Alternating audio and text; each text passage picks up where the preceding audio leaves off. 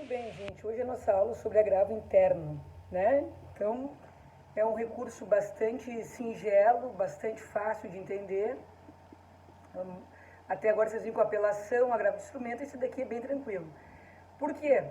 Porque no material que eu disponibilizei para vocês, eu já disse o cabimento. Ele cabe de todas as decisões monocráticas do relator. Quem é que profere a decisão monocrática? É o relator no tribunal. Né? Claro, se eu pensar na origem da palavra monocrática, é a decisão feita por um só. Mas, juridicamente, se convencionou falar em decisão monocrática como aquela decisão de uma só pessoa no âmbito dos tribunais, diferentemente do acórdão, que é decisão colegiada. Então, quando eu estou diante de uma decisão monocrática, né, e essa decisão me traz prejuízo, o que eu faço? Eu faço o recurso de agravo interno, previsto lá no 1021 do CPC. Bem singelo o cabimento. Várias vezes já em sala de aula eu já tinha até referido sobre isso, porque é meio inevitável não falar sobre ele pelo seu cabimento tão elástico, né? É uma observação importante. Isso daqui vocês vão ver depois no final quando eu falo sobre multa. A decisão monocrática ela foi criada como uma forma de agilizar a demanda dos tribunais. Como assim? Vocês vejam, os tribunais têm uma demanda muito grande, muito grande. Quando eu falo em decisão colegiada, em acórdão, é preciso marcar uma sessão, essa sessão tem sustentações orais, então é algo extremamente moroso. Quando eu falo da monocrática, o desembargador, o ministro, quem quer que seja lá no tribunal, vai fazer dentro do seu gabinete. Então isso é muito mais rápido, isso agiliza muito mais o procedimento em si. Consequentemente, né, existe uma tendência, uma queda por se gostar mais no âmbito dos tribunais da decisão monocrática, porque ela é menos, né, morosa e ela agiliza a demanda processual. Por outro lado, né, ela acaba atraindo o sistema na medida em que a gente espera que no segundo grau nós tenhamos o acórdão. Já que no primeiro grau apenas uma pessoa julga, que é o juiz singular, que é o homem mediano, portanto passível de erros, o que a gente espera no tribunal? Que pelo menos um colegiado pensando, né, discutindo, debatendo a questão, possa discutir melhor. Por quê? Porque eu saio de um homem mediano para pelo menos, no mínimo, dependendo do colegiado, 3. O mínimo são 3. Tem colegiados de 6, de 25, de 11. Isso vai depender de qual órgão e de qual tribunal. Mas, infelizmente, né, a tendência da monocrática é grande. Claro, você já deve estar se perguntando, tá, mas pode sempre fazer decisão monocrática? A resposta é não, e isso está no final do material de vocês. Em tese, a monocrática naqueles casos que a lei expressamente autoriza, tá? Bom, então eu coloquei para vocês um exemplo, que eu acho que o exemplo sempre ajuda, especialmente, né, estando à distância como estamos.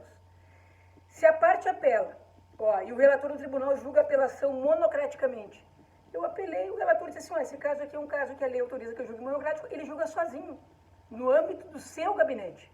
Ele pode fazer isso com qualquer recurso, desde que sejam os casos autorizados por lei. O que acontece? Se eu não estiver satisfeito com aquela decisão, se ela me trouxer prejuízo, o que eu faço? Eu faço recurso de agravo interno, né? Então, o que vai acontecer? A parte vai agravar, né? E ela agravando, eu vou fazer o quê? Vou fazer com que o colegiado analise a questão. Então, cabe agravo interno. Logo, era uma monocrática, vai virar uma colegiada. Você já deve estar pensando, ah, então é fácil. Por quê? Porque, na verdade, eu sempre vou fazer agravo interno. Não pode ser sempre, porque tem a questão da multa.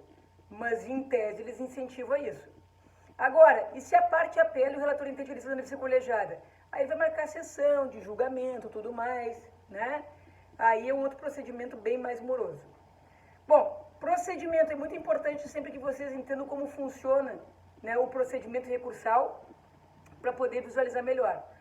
O agravo interno é uma petição que eu faço e remeto ela para o próprio relator que proferiu a decisão monocrática a qual estou recorrendo dela. Vocês vejam? Vocês dizem, mas que loucura, calma que eu ainda não terminei. Esse relator, ele vai fazer o quê? Ele vai intimar a outra parte para responder o meu recurso, as contrarrazões. Aí depois volta as contrarrazões. Aí ele vai ter na mão dele o meu agravo interno contra a decisão monocrática dele e as contrarrazões. Deporte disso daqui, né, tendo isso daqui com ele vai fazer o quê? Ele vai poder retratar-se. Não que ele vá, né? mas se ele quiser, ele pode. Agora, caso ele não se retrate, é muito importante. Ele não pode julgar sozinho o agravo interno. Ele necessariamente terá que levar para o colegiado analisar o agravo interno e julgá-lo. Não existe como ele julgar monocraticamente o agravo interno. O agravo interno ele vai desafiar uma decisão colegiada. Só que vai para o mesmo colegiado ao qual o relator pertence. Inclusive, o relator vai ser o relator também do meu agravo interno.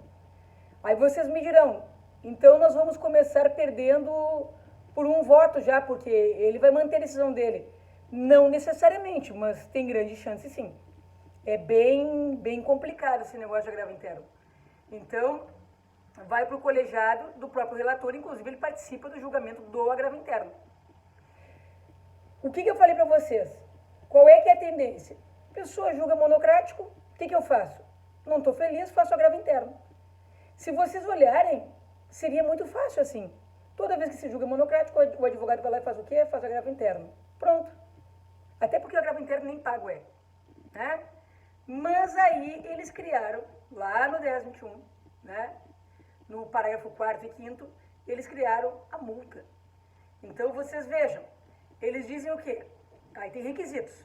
Que se o agravo interno for, olhem bem, manifestamente, uma coisa evidente, inadmissível ou improcedente por unanimidade, porque um colegiado que julgará o agravo interno, haverá uma multa de 1 a 5% do valor da causa atualizado. Qual é que é a moral da história em colocar essa multa? A moral é intimidar o advogado a não fazer o agravo interno. Então, eu tenho uma decisão monocrática, essa decisão monocrática ela me gera prejuízo. O que eu penso? Vou fazer o agravo interno. Não quero saber, vou fazer. Mas eu tenho que pensar que existe o problema da multa, que não é uma multa baixa, de 1 a 5% do valor da causa, depende do valor da causa. Né? Depende do valor da causa. Vocês pensarem numa causa de 1 milhão, que hoje em dia não é uma coisa fora da realidade, até vou dizer para vocês que é uma coisa que é mais comum do que se pensa. Se eu pensar em 5%, seria 50 mil. É muito alto o valor. Agora, existe um problema muito sério, muito sério. Se eu não entrar com o agravo interno, eu não poderei no futuro fazer recurso especial ou extraordinário. E por que não? Porque para interpor recurso especial ou extraordinário, a decisão judicial tem que ser única ou última. O que é última? Eu tenho que exaurir todos os recursos cabíveis. Se eu tenho uma decisão monocrática, tem um recurso cabível? Sim, tem agravo interno.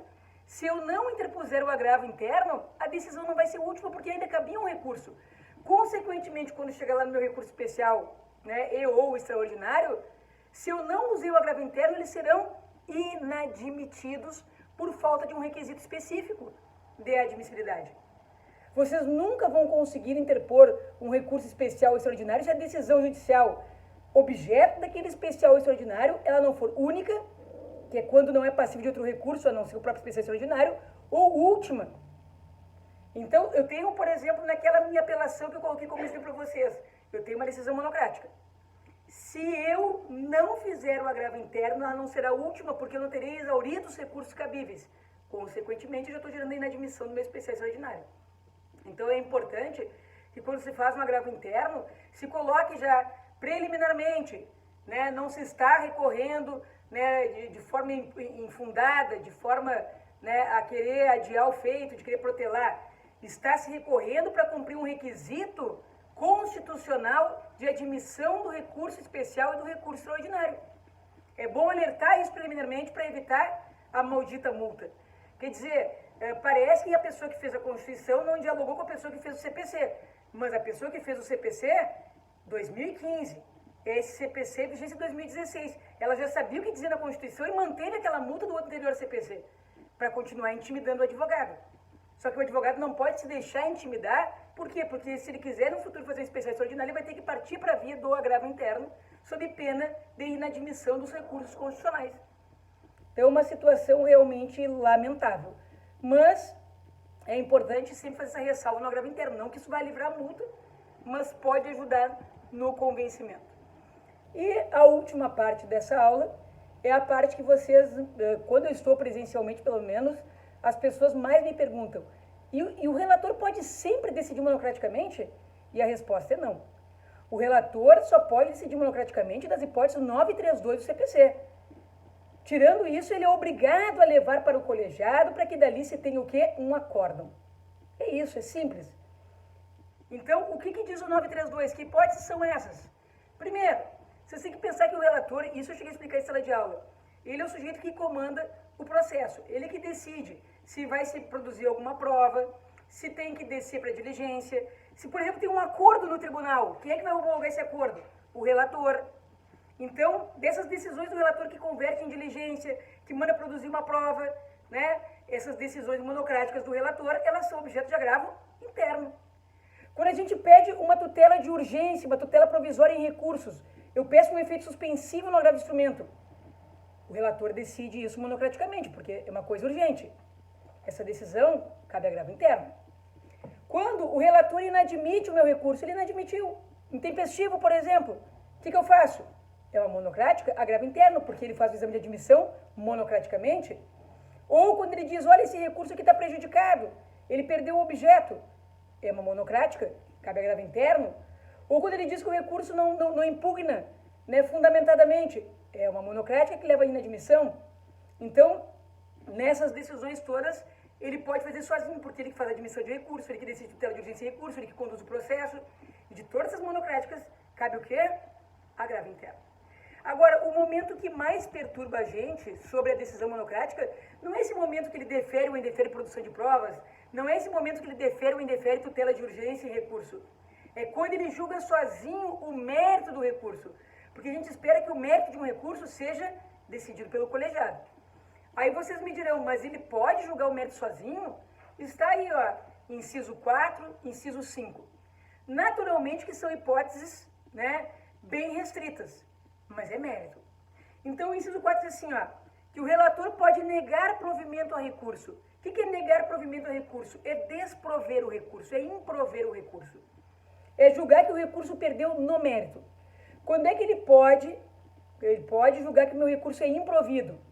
Quando o meu recurso estiver contrário à súmula do STF, do STJ ou do próprio tribunal. Ele pode improver o meu recurso quando estiver contrário a acórdão proferido pelo STF, pelo STJ, nos casos repetitivos. E por quê? Porque os casos repetitivos são precedentes, tem que seguir o precedente, é tipo súmula vinculante. Então, por exemplo, quando eu falo para vocês assim, ó, do inciso 4, a linha B e C, ó, quando o recurso é contrário a acórdão proferido em recurso repetitivo, ou quando ele é contrário a IRDR, que é o incidente de resolução de demanda repetitiva ou assunção de competência. O que eu estou dizendo? Que isso são precedentes. Sempre que o STJ e o STF julgam um recurso especial ou extraordinário como repetitivos, sempre que eles julgam, né, o incidente de resolução de demanda repetitiva ou o incidente de assunção de competência, a decisão vira um precedente. Se é um precedente, é obrigatório para todo o judiciário. Então, eu até acho razoável que, nesses casos, realmente ele venha julgar o mérito monocraticamente, porque não adianta eu brigar com uma coisa que tem um efeito vinculante, né? Agora, assim também, como ele pode improver, ele pode prover o meu recurso, né? E quando é que ele pode prover o meu recurso monocraticamente? Quando a decisão que eu estou recorrendo, ela estiver contrária à súmula do STF, do STJ, do próprio tribunal, ou contrária a um precedente. Quer dizer, o juiz fez uma sentença que está contrária a um precedente. O que significa isso? Que o relator pode prover o meu recurso. E por quê? Porque o meu recurso está de acordo com o precedente. Resumidamente falando, então, quando é que ele pode julgar o mérito dos recursos? Quando forem questões que estejam sumuladas ou sejam precedentes. Se já existe o precedente ou se existe uma súmula do STF, do STJ, do próprio tribunal, ou existe o precedente, o que acontece? O relator poderá julgar o mérito monocraticamente, provendo ou improvendo o recurso. Aí eles falam dos casos de monocrática. Ó. Quais são eles? Quando ele decide o incidente de consideração da personalidade jurídica, que vai ser no tribunal se o processo estiver lá, quando determina a intimação do MP e outras atribuições, enfim.